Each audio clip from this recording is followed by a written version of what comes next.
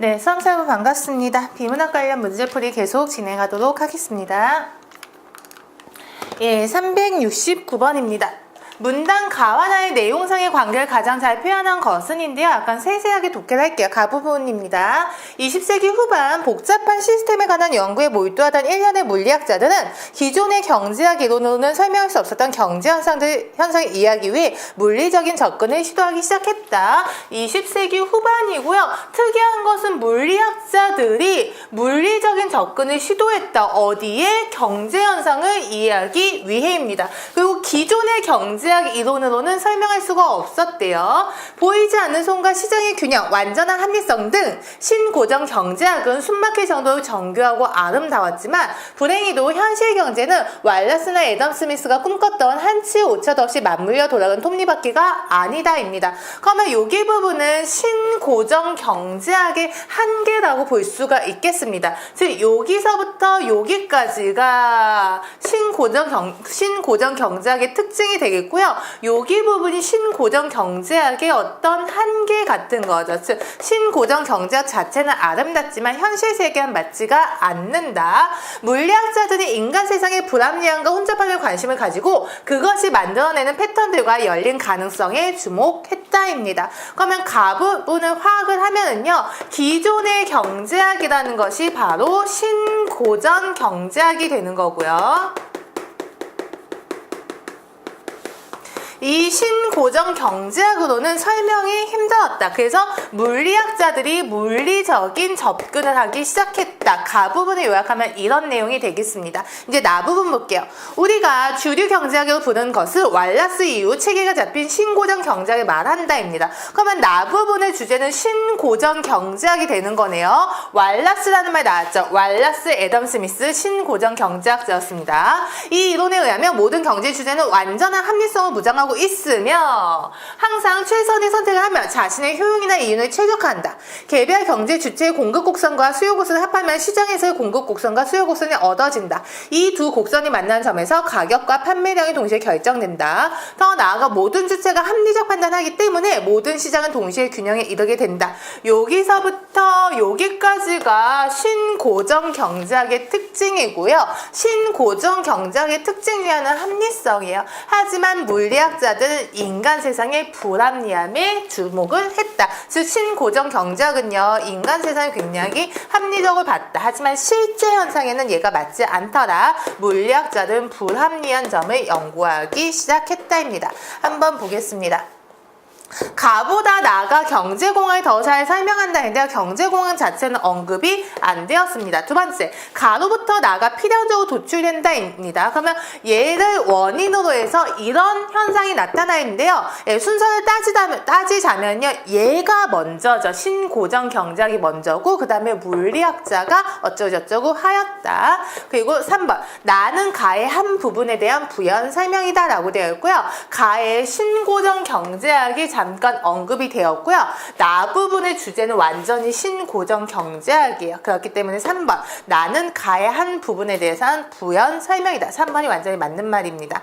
나는 가를 수학적으로 다시 설명했다. 수학이라고 봐야 되는지는 애매하지만 실제 상황, 가정된 상황 맞지 않습니다. 그래서 369번의 답은 3번이 되고요. 지문은 약간 어려운 편이니까 끊어서 독해한 연습 하셔야 됩니다.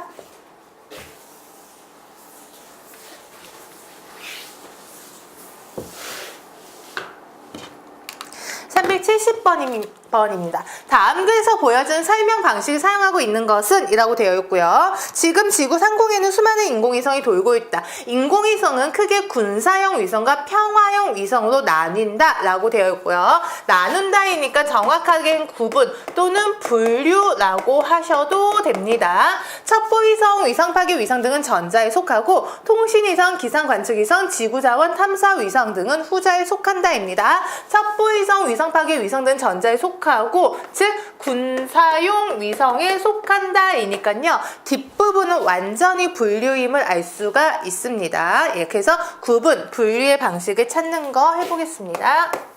1번입니다. 동사는 주어의 동작이나 작용을 나타내는 반면 형용사는 주어의 성질 상태를 나타낸다. 동사와 형용사의 차이점이니까 대조가 되겠습니다. 2번.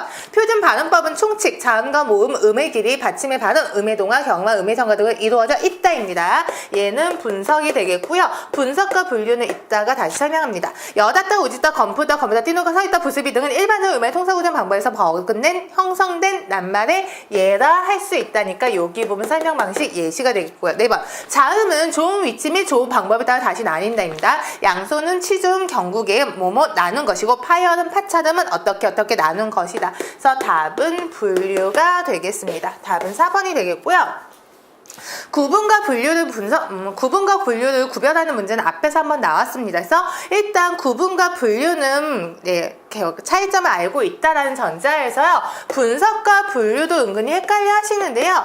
분석이라는 것은 그것을 가진 하위 요소 하나하나로 쪼개는 거예요. 그래서 분류라고 하면요. 이 여러 가지 사물들이 있으면 그것을 묶은 거기 때문에 거기 안에서도 여러 가지 종류가 있고요. 분석은요. 얘네들이 더 이상 쪼갤 수가 없습니다. 그래서 여기에서 보면은 양수는 치중, 경구개음 이렇게 있는데요. 양수는 같은 경우는 미음, 비읍, 쌍비읍, 피읍 이렇게 종류가 또 여러 개 나뉠 수 있다는 거 보실 수가 있겠습니다. 그래서 분류랑 분석이 헷갈릴 때 할 수 있는 또 다른 방법으로는요. 분류라는 것은 이거 자음의 종류예요. 자음의 종류이기 때문에 그대로 양순음은 자음이다. 이런 게 성립한다라는 거 알겠나요? 양순음은 자음이다.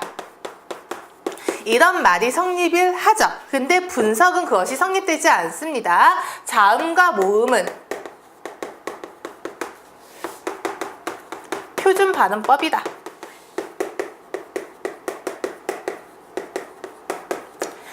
이거가 성립하지 않습니다. 그래서 분류랑 분석이 헷갈리시는 이 방법을 사용하시고요. 양순음은 자음의 한 종류이기 때문에 양순음은 자음이다. 성립합니다.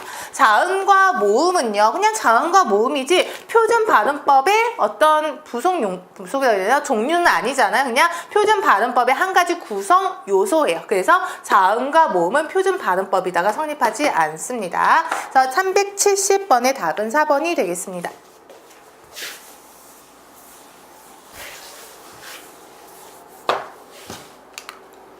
371번입니다. 다음은 연설문의 일부이다. 화자의 논지 전개 방식으로 가장 적절한 것은 내용은 어렵지 않습니다. 조금만 생각하면 우리의 환경을 위해 할 수 있는 일이 아주 많습니다. 먼저 조금 귀찮더라도 일회용 물품들을 사용하지 않도록 합시다. 우리가 잠깐 쓰고 버리는 일회용 물품들 중에는 앞으로 500년 동안 지구를 괴롭히게 만든 것도 있다고 합니다. 조금 귀찮겠지만 평소에 일회용 도시락과 종이컵을 사용하지 않는 것도 우리들이 어렵지 않게 지구를 보호할 수 있는 방법 가운데 하나라고 생각합니다. 입니다. 그래서 먼저라고 되어 있는데요. 환경을 위해 할 수 있는 일이 한 가지 나왔네요. 첫 번째, 문제 해결을 위한 사례를 제시하고 있다. 2번, 문제 해결을 위한 방법을 제시하고 있다.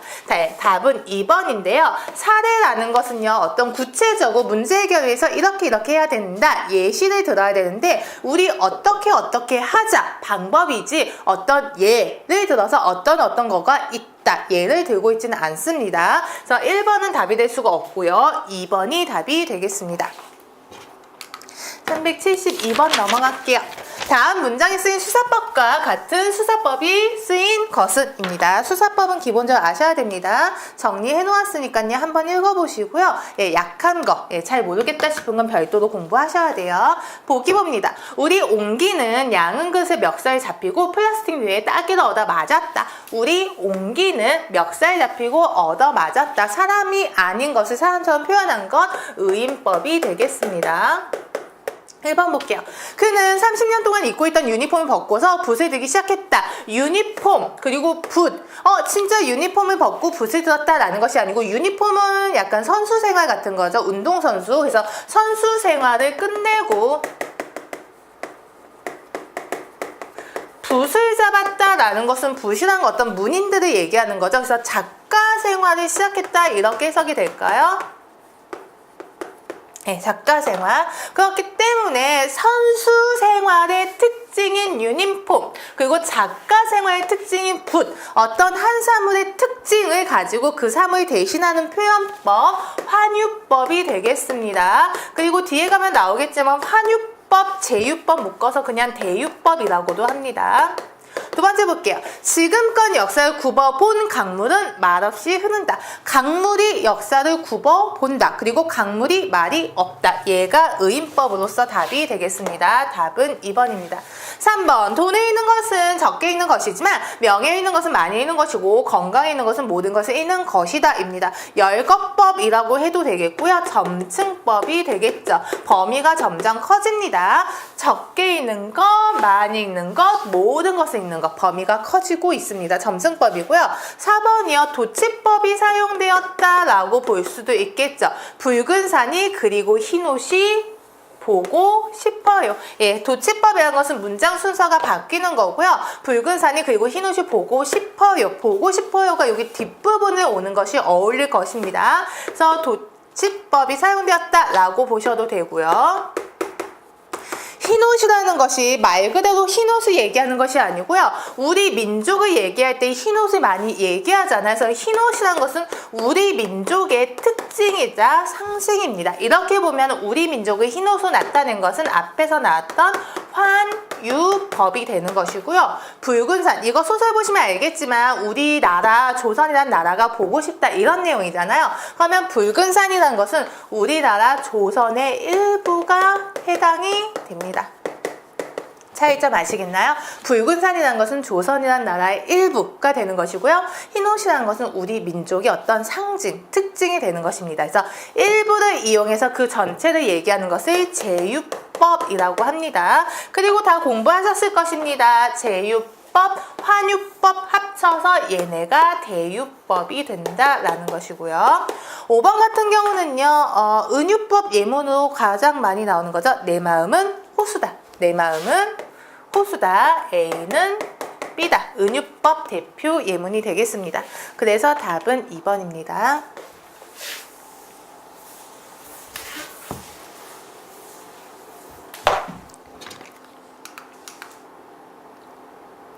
예, 373번입니다. 리더십 부재와 잘못된 정책의 등산에 빗대어 설명한 것은 가장 적절한 것은이니까요. 비유법을 찾으라는 것이고요. 주제도 주어졌습니다. 리더십 부재입니다. 예, 그리고 설명 방식은 유추가 되겠죠. 등산이 뭐뭐 하면 뭐뭐 하듯이 예, 리더십이 부재하면 뭐뭐 하다입니다. 사공이 많으면 배가 산으로 간다는 속담처럼 말이 많으면 어느 산을 오를 것인지 결정할 수 없습니다. 여기는 인용이라고 봐야겠죠. 속담을 인용했고요. 여기에서는 말이 많은 것이 문제이니까 리더십 부재하는 내용이 맞지 않습니다. 등산을 잘 알지 못하더라도 길잡이가 용기 있는 결단을 내리면 많은 사람들이 등산에 성공할 수 있습니다. 라고 되어 있는데요. 얘는 리더십 부재와 정반대인 거죠. 길잡이가 리더십, 어떤 리더가 되겠는데요. 리더십이 있다, 어떤 용기가 있다 이렇게 되니까요. 주제면서 전혀 반대로 나왔습니다. 길잡이가 방향을 잘못 가리키고 혼자 가버리면 많은 사람들이 산정상에 오를 수 없어 등산의 기분을 맛볼 수가 없습니다. 길잡이가 방향을 잘못 가리키고 혼자 가버린다라는 것이 리더십 부재와 연결이 잘 되는 거죠. 그리고 등산과 잘 연결되고 있는 것. 답은 3번이 되겠습니다. 4번입니다. 등산의 목적은 다른 사람들보다 먼저 봉우리에 올랐다는 기쁨 그 자체이므로 길잡이는 항상 등산하는 사람들이 경쟁할 수 있도록 도와야 합니다. 길잡이, 리더가 사람들이 경쟁할 수 있도록 도와야 한다. 예, 주제에서 벗어나면 알 수가 있습니다. 373번의 답은 3번이 되겠습니다.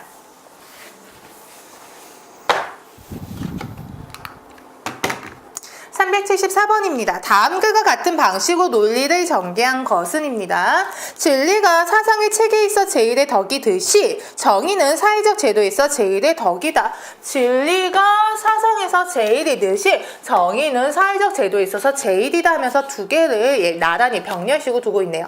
하나의 이론은 그것이 아무리 멋지고 감명한 것이라 하더라도 만약 참되지 않다면 거부되거나 수정되어야 한다입니다. 그리고 어쨌든 중요한 것은 참되어야 한다라는 것이네요. 이와 마찬가지로 법과 제도는 그것이 아무리 효율적으로 잘 정비되어 있다고 하더라도 만약 정의롭지 않다면 개혁되거나 폐기되어야 한다입니다. 여기 부분의 설명 방식 유추가 되겠죠. 진리가 뭐뭐이듯이 정의가 뭐뭐이다. 하나의 이론이 뭐뭐 하듯이 법과 제도도 뭐뭐 해야 한다. 두 가지 속성의 유사점을 이용해서 설명하는 방식 유추가 사용되었습니다. 그래서 답은 4번이 되겠습니다. 유추는 굉장히 많이 나오는 설명 방식이죠. 인생은 여행과 같다. 여기서도 인생과 여행을 비유하고 있죠. 예, 인생은 여행 같다. 여행이 뭐뭐뭐뭐 하듯이 인생도 뭐뭐뭐뭐 하다. 이것이 유추인 거죠. 그래서 험난한 길을 만나기도 하고 예상치 않은 일을 당하기도 하고 누군가를 만나고 그들과 관계를 맺기도 한다. 여행을 끝내고 집을 갔는데 편안을 느끼는 것처럼 인생 역시 그럴 것이다. 입니다. 1번은요. 연역법 추론이라고 볼 수가 있겠죠. 대전제, 소존제 결론입니다.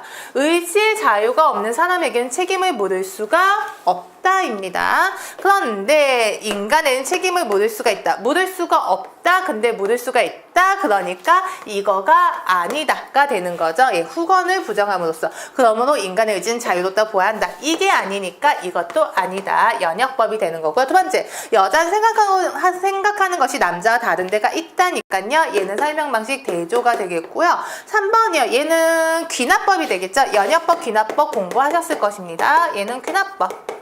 그래서 우리 강아지가 뭐뭐하고 얘네 강아지가 뭐뭐한다. 쟤네 강아지가 뭐뭐한다. 아, 모든 강아지는 이렇구나.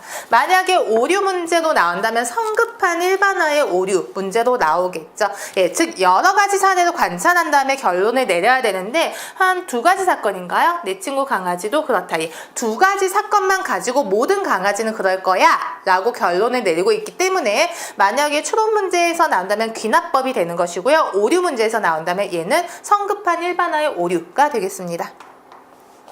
375번 넘어갈게요.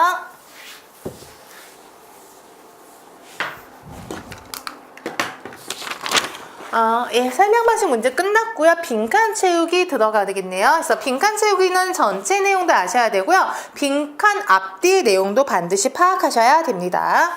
지금도 계속되는 논쟁 중에 하나가 유학이냐 유교냐 하는 것이다. 유학, 유교. 단순히 학문의 하나이기를 거부하고 일상의 삶을 지배하는 가치관이나 세계관을 강조하고 싶은 기존의 유림들은 유교 쪽을 선호하는 편이다. 이니까요. 유교 쪽을 선호한다. 학문의 하나이기를 거부한다. 단순히 학문의 하나이기를 거부한다. 그러면 이거 학문의 하나라는 것은 유학의 개념이라는 것을 파악할 수 있어야 됩니다.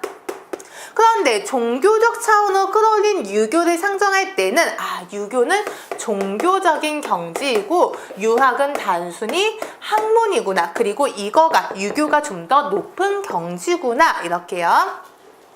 유교의 상정할 때 가장 큰 취약점이 바로 삶과 죽음의 문제이다. 땡땡일 뿐 땡땡일 수 없다고 주장하는 사람들은 이 사람들은 어떤 사람인지 파악해야겠죠. 삶과 죽음, 특히 죽음의 문제에 대한 나름의 해답이 없다는 점에서 무엇이다 입니다.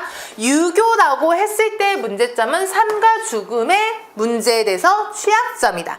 그러면 삶과 죽음의 문제에 대해서 해결점이 없다라는 것은 유교가 아니다.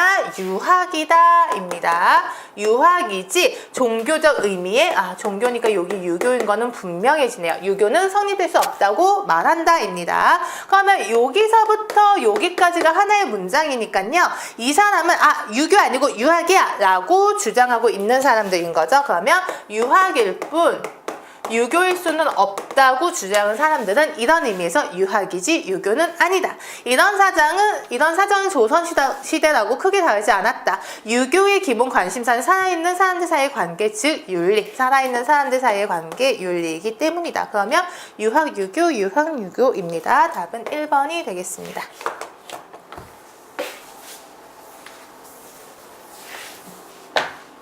376번입니다. 밑줄 친 부분에 들어갈 말로 가장 적절한 것은 다분히 진화생물학적 관점에서 질병은 인간의 몸 안에서 일어나는 정교하고도 합리적인 자기조절 과정이다. 질병이라는 것이 정교하고도 합리적인 자기조절 과정이라네요. 질병은 정상적인 기능을 할 수 없는 상태인 것 동시에 여기까지는 우리의 일상적인 생각과 맞잖아요. 앞부분이 질병이라는 것이 정교하고 합리적인 과정인가? 예. 진화의 역사 속에서 획득한 자기치료 과정이 어쩌고저쩌고이기도 하다. 가령 예를 들어 기침을 하고 열이 나고 통증이 나고 염증이 생기는 것 따위는 여기 부분은 그냥 질병이라고 하면 되겠죠. 질병은 자기조절과 방어 시스템이 작동하는 과정인 것이다. 그러면 가로 안에 들어갈 말은요. 자기조절과 방어 시스템이 작동하는 것이다. 정교하고도 합리적인 자기조절 과정이다. 이 두 가지 내용과 일치하는 말이 들어가야 됩니다. 즉 진화생명학적 관점에서 그것은 비정상적인 상태인과 동시에 조절 방어 시스템이 작동하는 것이다. 정상적으로 가동하고 있는 상태이다 라고 추측할 수가 있습니다. 예, 그래서 376번의 답은 3번이 되겠습니다.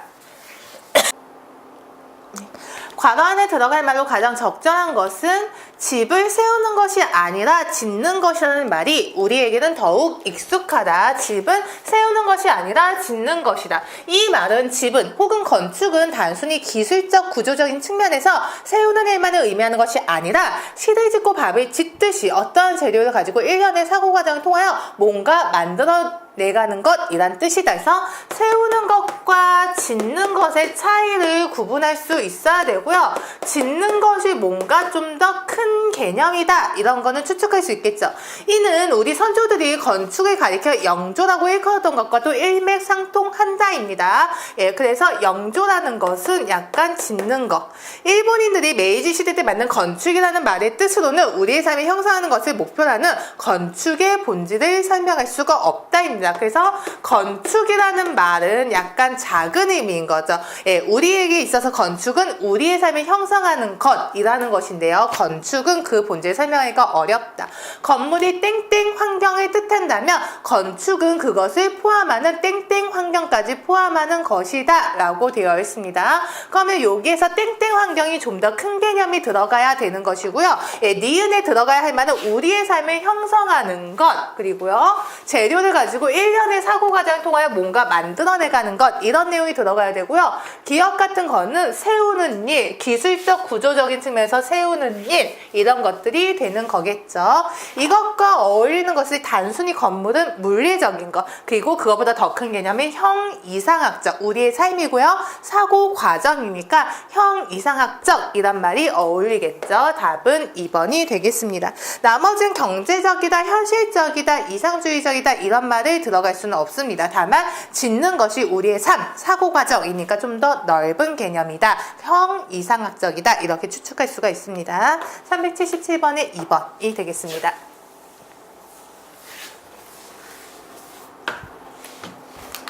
378번입니다. 괄호 안에 들어갈 문장으로 가장 적절한 것은 내용 자체는 어렵지 않고요. 하지만 해석하겠습니다. 힐링은 사회적 압박과 스트레스 등으로 손상된 몸과 마음을 치유하는 방법을 포괄적으로 일컫는 말이다. 예, 정의의 설명 방식 나왔습니다.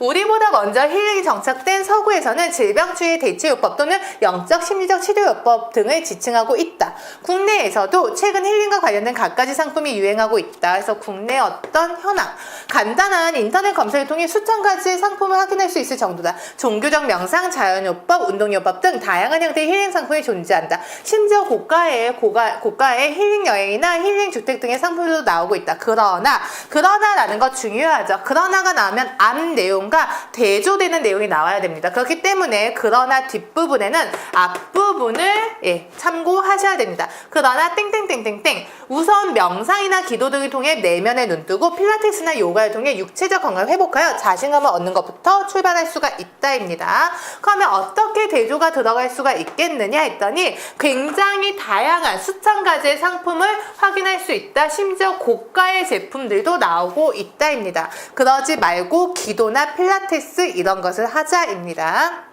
그래서 답은 2번이 되겠죠.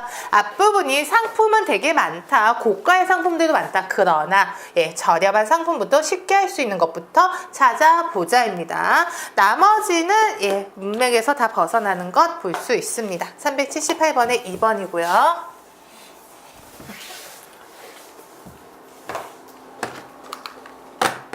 379번입니다. 논지전개상 괄호 안에 들어갈 말로 가장 적절한 것은이고요. 얘도 지문 전체를 해석을 해볼게요. 예, 답은 먼저 한번 찾아보겠습니다. 전통 문화는 근대화의 과정에서 해체되는 것인가 아니면 유지할 수 있는 것인가 라고 되어 있고요. 여기에서 보면은 단순하게 보수주의와 진보주의 차이로 이해될 성질의 것은 아니다 라고 되어 있습니다. 그리고 뭐라고 되어 있냐면요. 보편성과 특수성이라고 하는 기준에서만 다룰 수도 없다입니다. 그렇기 때문에 문제에서 답을 찾으면요. 1번, 2번, 4번은 제낄 수밖에 없습니다. 보수주의와 진보주의 차이로 이해해서도 안 되고 보편성과 특수성이라는 기준에서만 다룰 수도 없다입니다. 그리고 지문 전체 확인한 다음에요. 3번이 답이 될 수밖에 없는 이유 찾아보겠습니다. 전통문화는 근대화의 과정에서 해체되는 것인가 아니면 급격한 사회변동의 과정에서 유지될 수 있는 것인가. 전통문화와 관련된 비문학 질문은 많이 나오는 편입니다. 전통문화가 없어질 것인가 유지될 것인가 하면서 문제를 제기합니다. 전통문화의 연속성과 재창조는 왜 필요하며 어떻게 이루어지는가 문제 또 제기하죠. 어떻게? 왜? 외래문화의 토착화, 한국화는 사회변동과 문화변화의 과정에서 무엇을 의미하는가. 예, 계속 문제만 제기하고 있네요. 이상과 같은 의문들은 묶어버릴게요. 이상과 같은 의문들은 오늘날 한국 사회에서 논란의 대상이 되고 있으며 입장에 따라 상당한 견해 차이도 드러내고 있다. 전통의 유지와 변화에 대한 견해 차이는 요약하면 전통의 유지와 변화에 대한 견해 차이는 오늘날 한국 사회에서 단순하게 보수주의와 진보주의 차이로 이해될 성질의 것은 아니다. 한국 사회의 근대화는 이미 한 세기의 역사를 가지고 있으며 앞으로도 계속되어야 할 광범하고 심대한 사회 구조적 변동이다. 그렇기 때문에 보수주의적 성향을 가진 사람들도 전통문화의 변질을 어느 정도 수긍하지 않을 수 없는가 하면 사회변동의 강력한 추진 세력 또한 문화적 전통의 확립을 주장하지 않을 수 없다. 즉 보수주의자도 문화의 변질을 인정해야 된다. 여기에서는 추진 세력이 진보주의자라고 해야겠죠. 진보주의자도 전통문화를 주장할 수밖에 없다.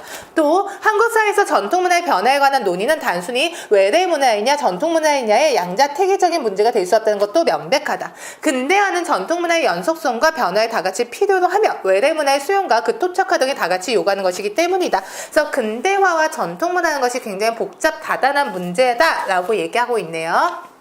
그러므로 전통을 계승하고 외래문화를 수용할 때 무엇을 취하고 무엇을 버릴 것이냐는 문제도 단순히 문화의 보편성과 특수성이라고 하는 기준에서 다룰 수 없다. 이제부터 주장이 나오겠죠. 근대화라고 하는 사회구조적 변동이 문화 변화의 결정지일 것이기 때문에 근대화라고 하는 사회구조적 변동이 문화 변화의 결정지일 것이기 때문에 전통문화의 변화 문제를 땡땡땡땡에서 다루는 분석이 매우 중요할 것이다 라고 되어 있습니다. 사회구조적 변동이 문화를 결정한다. 그러면 답은 3번이 되는 이유가 있겠죠. 사회변동의 시각에서 다루어져야 한다입니다.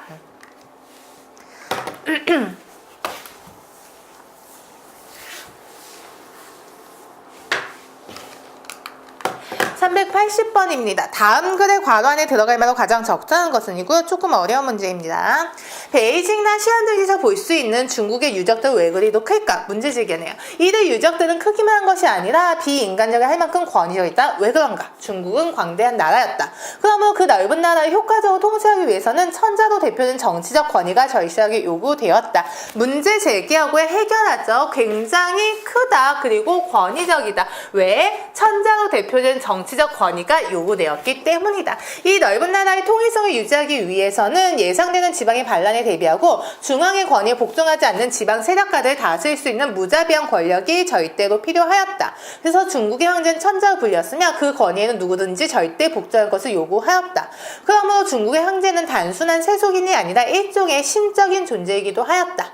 중국 황제의 절대 권위, 이것을 온천하에 확실하게 보여주지 않는다면 중국의 중심이 어디 있는지 모를 것이며 그러면 그 나라는 다시 분열돼 여러 왕국을 나뉘게 될 것이다. 예, 설명이 되었죠. 중국은 워낙 광범위하기 때문에 통일할 수 있는 절대 권력을 보여주어야 했다. 그래서 절대 권위, 어떤 신적인 존재에 가까운 절대 권위를 보여줄 수 있는 것이 중국의 유적물이라고 할까요?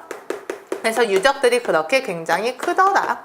이런 이념을 만들어준 중국의 정치의 유물 등 그 규모가 장대할 뿐만 아니라 고도로 권위적인 것이 될 수밖에 없었다. 반면에 우리나라는 그렇게 광대한 나라는 아니었다.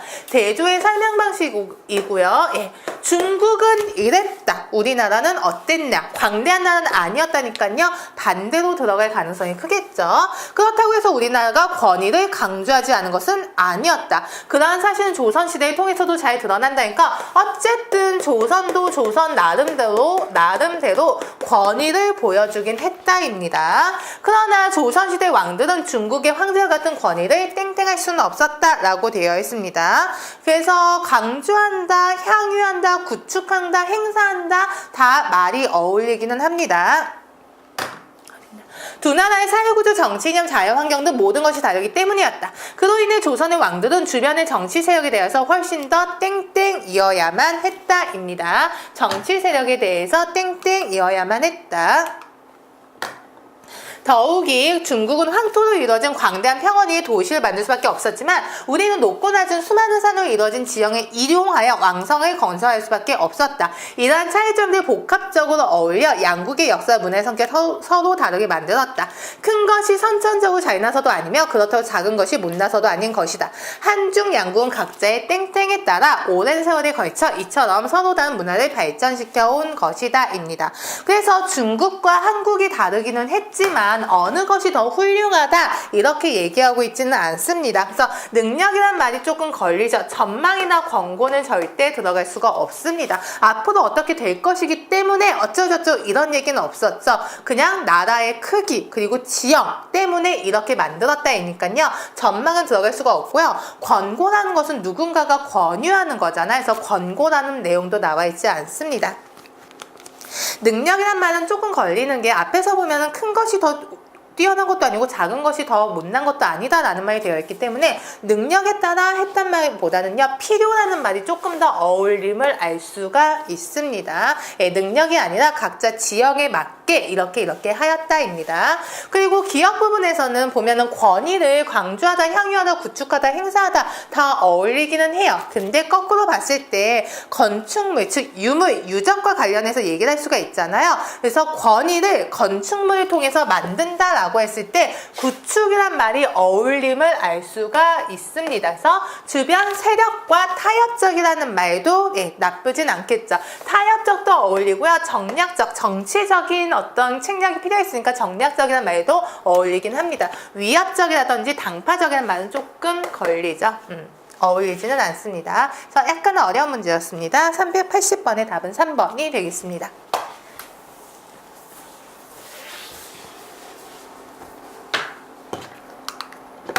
381번입니다. 다음 가나다 안에 기니디를 문맥에 맞게 배열한 것은 옛것을 모방하여 글을 짓되 마치 거울이 물건을 비추듯 하고 물이 형체를 모사한 듯 하다면 비슷하다고 할 수 있을까라고 되어 있습니다. 그래서 거울이 물건을 비추듯 하면은 비슷하냐? 좌우가 반대가 되고 물에 비치면 본말이 뒤집혀 보이니까 비슷하지 않다입니다. 그러면 가 부분에 들어갈 것은 니은이 되겠네요.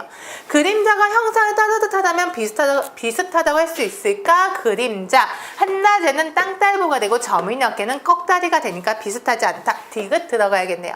그렇다면 형체를 묘사하듯 하다면 비슷하다고 할 수 있을까? 겉모습만 묘사하면은 길을 가는 자는 움직이지 않고 말을 하는 자는 소리가 들리지 않는다. 그래서 답 부분에는 기억이 들어가야겠네요. 381번의 답은 3번이 되겠습니다.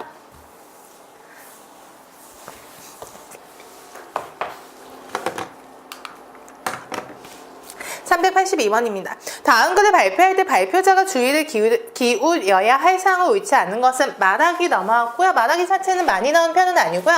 여기에서 보면 말을 할 때 쾌활한 인상으로 그리고 청중을 존중하면서 공손하게 이런 거는 기본 원리가 되겠습니다. 한번 본문을 보긴 할게요.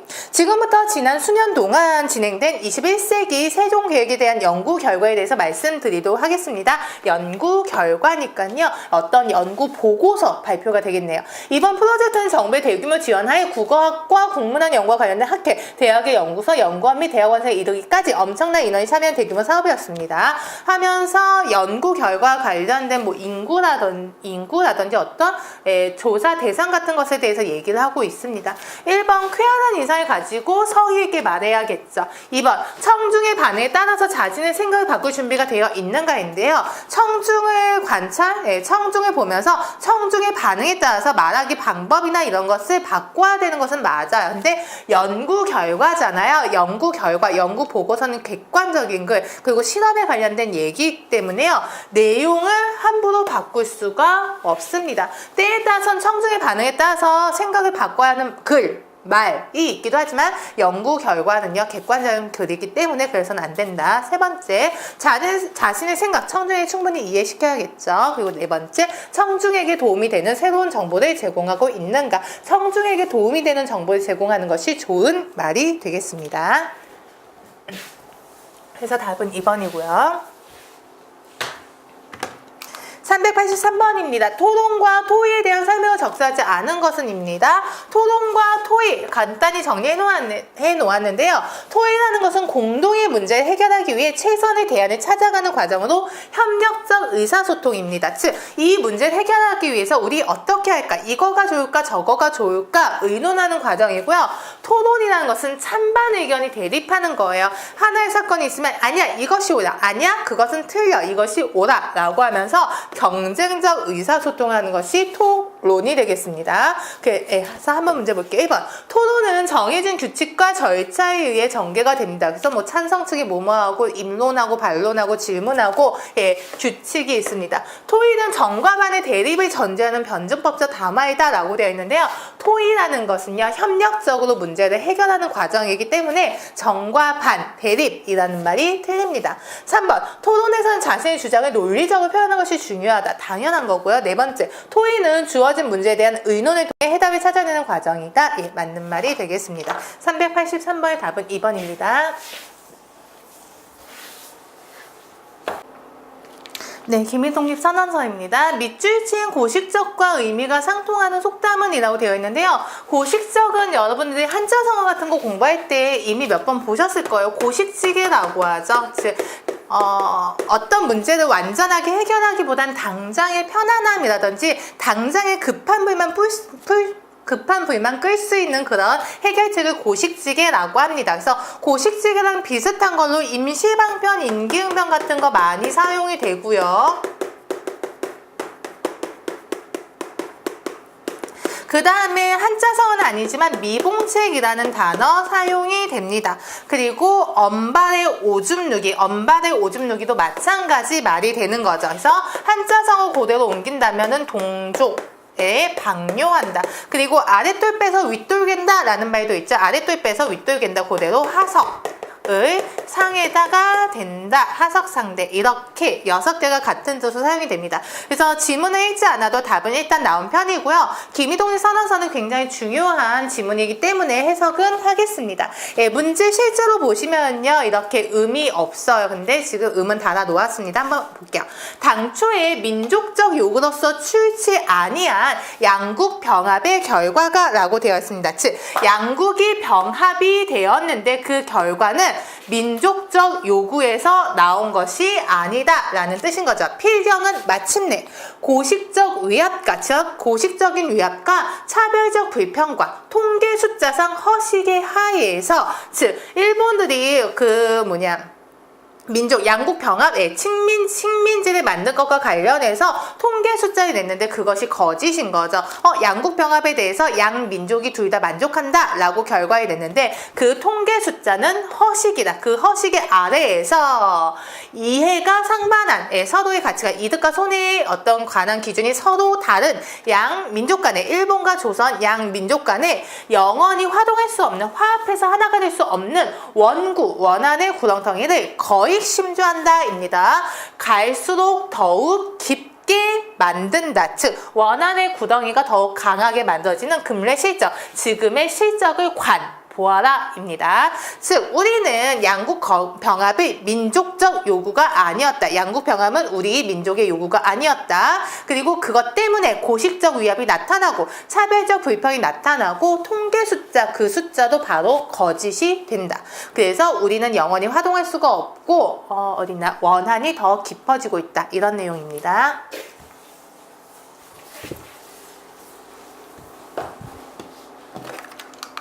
385번 보겠습니다. 다음 글에 나타난 독립선의 배경을 순서대로 바르게 나열한 것은이고요. 이거 같은 경우는 문제 자체에 이렇게 음을 달아 놓았습니다. 음이 나왔었습니다. 반만년 역사의 권위를 장하여. 여기서 장하다라는 것은 기대하다, 의지하다 이런 뜻인 거죠. 기대장. 즉 반만년 역사의 권위에 의지하여 를 선언하며 이것을 선언한다. 그래서 이것이라는 것이 독립선언. 독립문이라고 해야 되나? 예, 독립문을 선언하니며 독립이라고 했구나. 독립을 선언함이다입니다. 역사의 권위를 의지해서 이것을 선언한다 해서 역사적 배경이 되겠고요. 2천만 민중의 충성을 합하여 차를 포명 널리 알리라입니다. 그래서 독립을 포명함이다. 2천만 민중입니다. 그러면 2천만 민중이니까 사회적 배경이라고 해야겠네요. 네, 포명이며 민족의 항구열단 즉 항상 한결같은 민족의 한결같은 자유 발전을 위하여 이것을 주장함이며입니다. 그러면 민족이란 말이 되어 있으니까 민족사적 배경. 인류적 양심의 발로에 기인한 세계 개조의 대기운에 수능 병진하기 위하여 이것을 제기함이다입니다. 세계 개조의 대기운이니까요. 세계사적 배경이 되겠습니다. 두 번째 답은 2번이 되겠습니다. 그래서 독립을 선언하는 이유를 근거 4가지를 나열하고 있습니다. 그래서 역사적으로, 사회적으로, 민족사적으로, 세계사적입니다. 그래서 세계사적인 부분부터 다시 한번 보겠습니다. 그래서 그때 당시에 우리나라뿐만 아니라 식민지가 되어 있었던 나라는 되게 많았잖아요. 그런데 민족 자결주의가 유행하기 시작하죠. 즉 우리 민족의 자기 민족의 주인은 자기가 되어야 한다. 그중 세계 개조의 대기운이라는 것은 그때 세계가 민족 자결주의로 흘러가고 있었는데 그 민족 자결주의에 우리가 순응하여 나란히 가기 위하여 이것을 제기합니다. 그리고 그 민족 자결주의라는 것은 인류적 양심에서 나온 것이죠. 우리 식민지 만들지 말고 민족들은 자기 스스로 살아가게 내비두자. 이것이 민족 자결주의입니다. 이것은 하늘의 명령이며 시대의 대세이며 즉 현재 시대의 대세 큰 흐름이며 전 인류 공존 동생권입니다. 즉 전 인류가 공존하고 같이 살아갈 수 있는 정당한 발동이다. 천하 함의이든지 차를 저지억지지 못할 것이다. 즉 천하 어떤 물, 여기에서 물은 힘이라는 거죠. 즉 천하의 어떤 세력도 이것을 저지억지지 못할 것이다. 이렇게 해석하시면 됩니다. 그 다음에 386번입니다. 기미독립선언서 뒷부분에 보면은 공약이 나옵니다. 한자 문제이기도 하고요. 금일 5인의 즉 오늘날 우리 5인의 착업에 거룩한 이 거사는요. 정의, 인도, 생존, 존영을 위하는 민족적 요구이니 오직 자유적 정신을 발휘할 것이요. 결코 배타적 감정으로 일주하지 말아라 인데요. 여기에서 일주하지 말아라 라는 것은 도망쳐 달아나다 라는 뜻입니다. 그래서 한일자를 쓰시면 안 되고요. 여기에서 보면은 편안하다 라는 뜻 또는 달아나다 라는 뜻을 가진 단어입니다. 편안하다, 달아나다.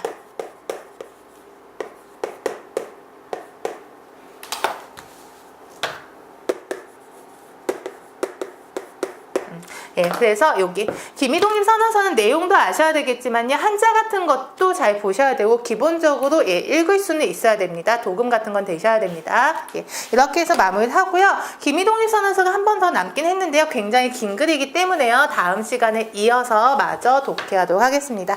여기까지 해서 수업 마무리하겠습니다. 예, 고맙습니다.